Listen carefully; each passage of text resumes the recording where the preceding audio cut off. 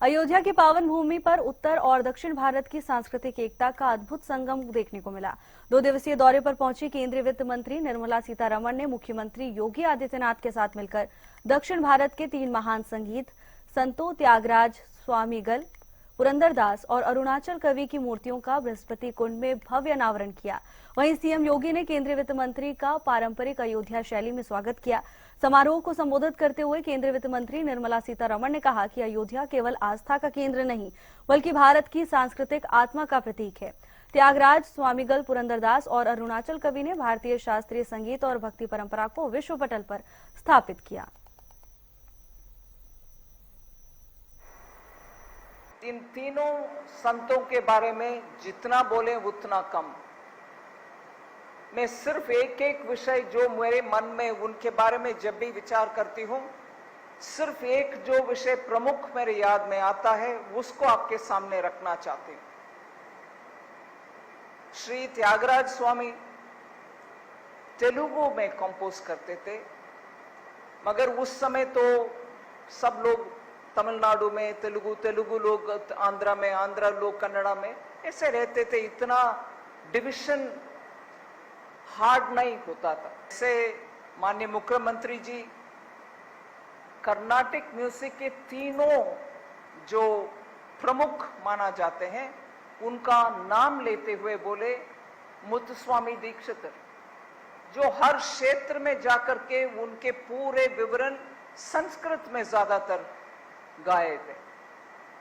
त्यागराज स्वामी कहीं गए नहीं, उनके क्षेत्र के बाहर गए ही नहीं, मगर उधर अत्यंत गरीबी में रहते हुए, मैं ये पॉइंट जरूर बोलना चाहती हूं, क्योंकि अगर एक एक पॉइंट के ऊपर एक गाना निकलकर त्यागराज स्वामी का गाना है, तो एक ऐसा भी गाना है जिसके विषय हम उस संदर्भ को हम समझते हैं तो उनके गरीबी का कीमत हमें मालूम समझ में आएगा। एक बार तंजावुर के रूलर उनको बुला करके बोले कि कुछ और मेरे श्रेय का विषय भी गाना में गाइए, क्योंकि आप तो इतना वरिष्ठ हैं, आप गा सकते हैं। वो तो गरीबी के इतना गरीबी रेखा कुछ नहीं है, एकदम गरीबी में रहते थे।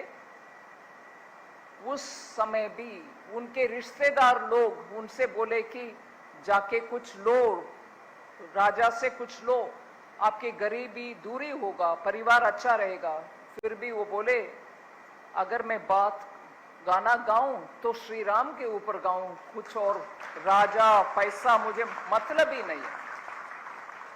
गरीबी उनको कुछ नहीं, उसके परवाह ही नहीं किए। तीन पूज्य संतों की भावना थी और दक्षिण भारत में उन्होंने 15वीं सदी से 18वीं सदी तक श्री राम भक्त के प्रचार प्रसार के लिए अपना पूरा जीवन समर्पित किया।